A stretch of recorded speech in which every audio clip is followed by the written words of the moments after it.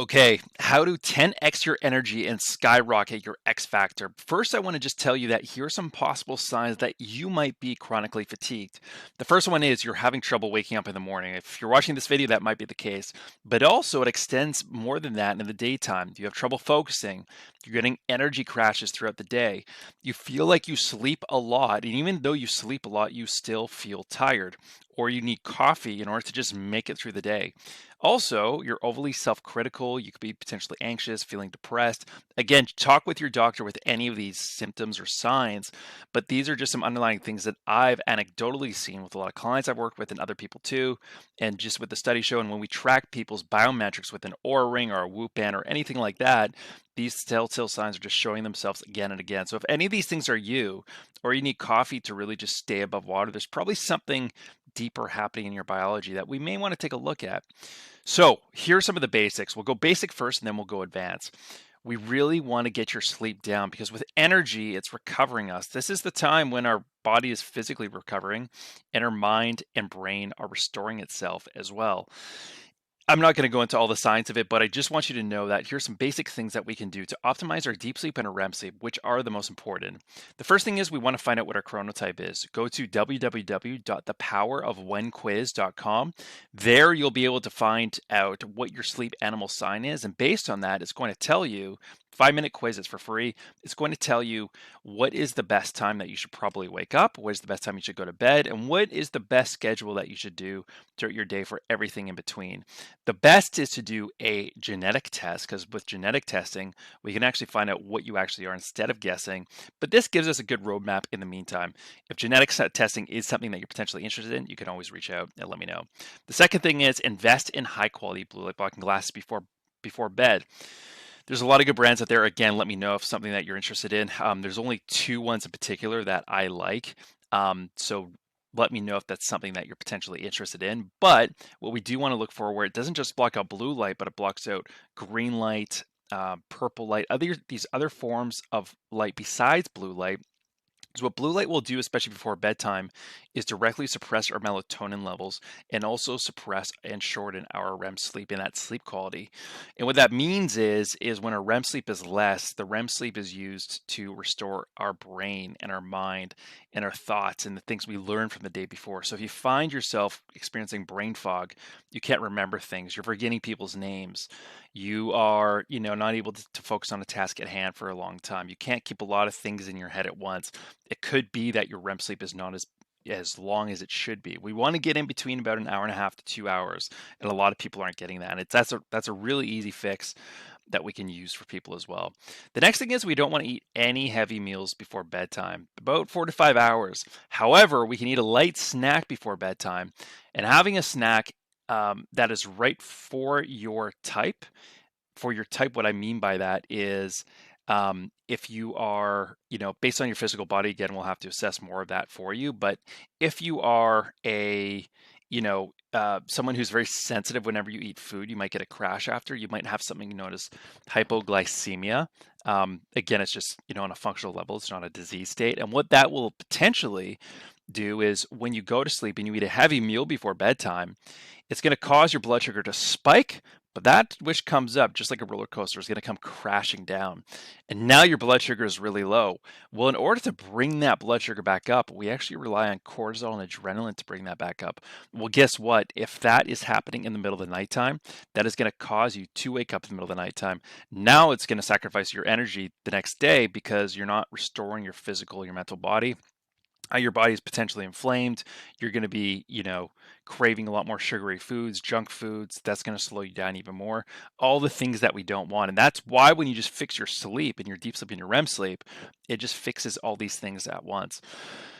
However, you can have a light snack before you go to sleep. And what this will do will stabilize your blood sugar. If your blood sugar is too low before you go to bed, maybe you didn't eat for a long time, maybe you didn't have enough carbohydrates before bedtime, whatever the case is, you can have a little bit of 1 tablespoon of honey, raw honey.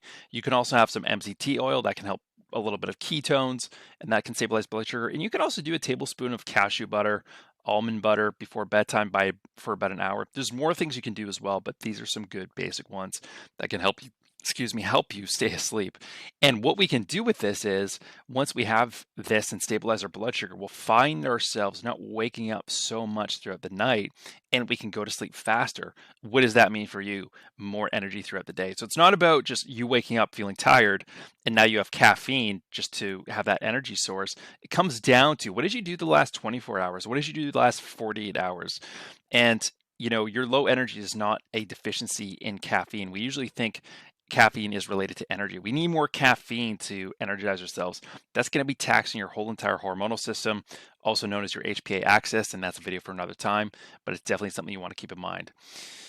The next thing is we want to sleep in a completely pitch dark environment. You may have heard this before. What does that look like? The darker the better. Use blackout curtains, any electronics that you have that are emitting potentially lights.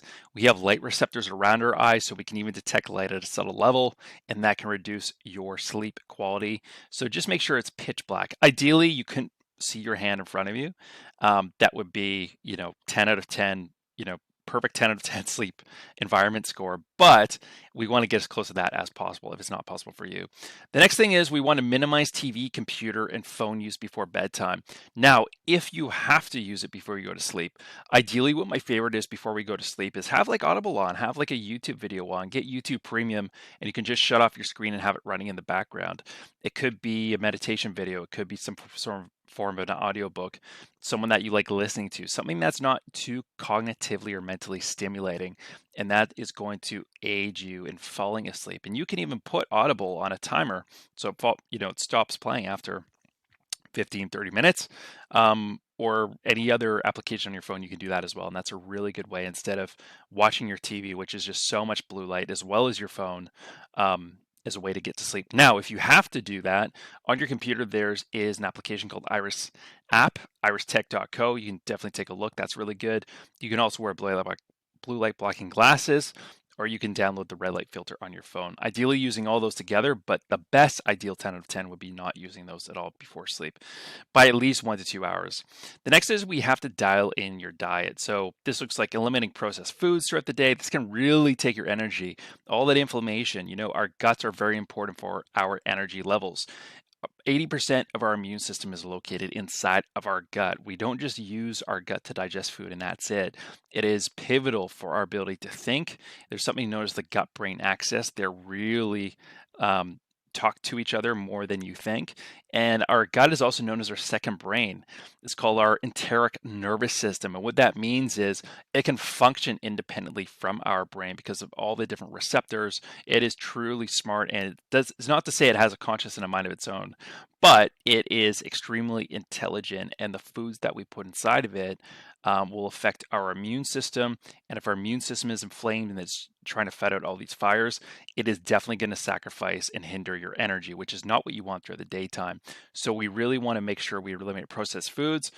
Sugar is another one. Try to minimize sugar down to almost zero. And we also want to be hydrated throughout the daytime. If our brain is dehydrated by 2 to 3%, that can lead to a 40% decrease in our brain's performance. A 40% decrease in our brain's performance just by 2 or 3% being dehydrated. Extremely important.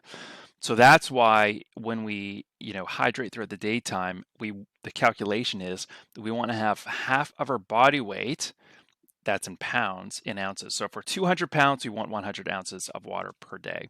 And that's what you can go with. Next is, very basic. Let's move our body. We got to get our lymphatic system. We got to get everything moving.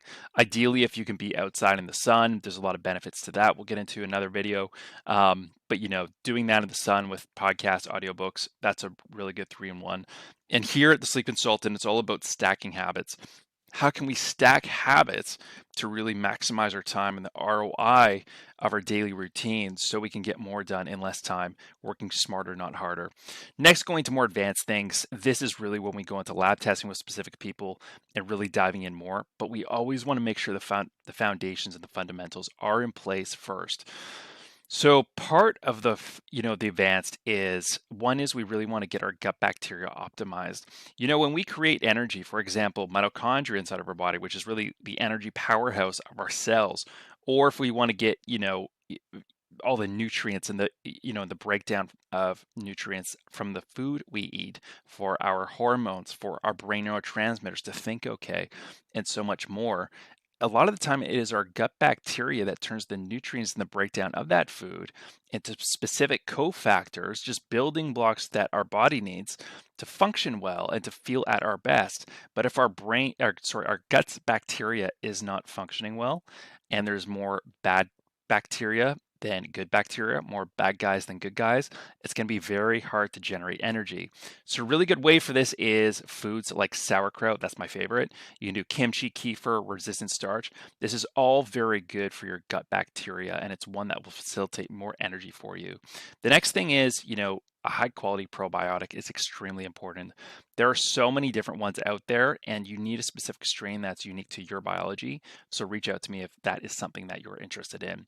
Next is, and this is one a lot of people don't realize, removing mold from your house and body. Mold can be stuck in your body for years within your fat cells within your body. Now, you might not live in a moldy environment now, but potentially as a kid, you could have lived in a moldy environment, and those mold toxins could still be in your body now, and they probably have to be detoxed if that's the case. And it's called your adipose tissues inside of your cells that can really store themselves there and really just all throughout your body. And so that's something that can really hinder people.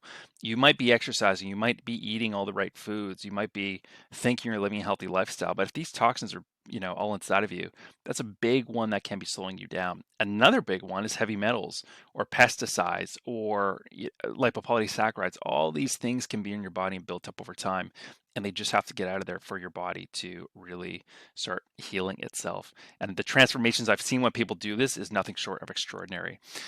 The next thing is we can boost our brain with light. So something more advanced is red light therapy. Red light therapy is very good to activate mitochondria for healing, for growing, neurogenesis for our brain. It even improves eyesight, anti-aging effects, injury it improves. Once you do a session for 15 to 20 minutes, you feel so much better after. It is a device that I have. It's a little bit more on the pricey side, but there's specific devices, while not too expensive, you get the best ROI. Again, if you're interested, ask me for some of those brands. Next is supplements. So supplements are there to supplement an already a good existing lifestyle and diet. They're not there to be a staple. So don't think you can get away with not exercising, not eating good foods, and all the foundations in place first and thinking you can supplement your way there.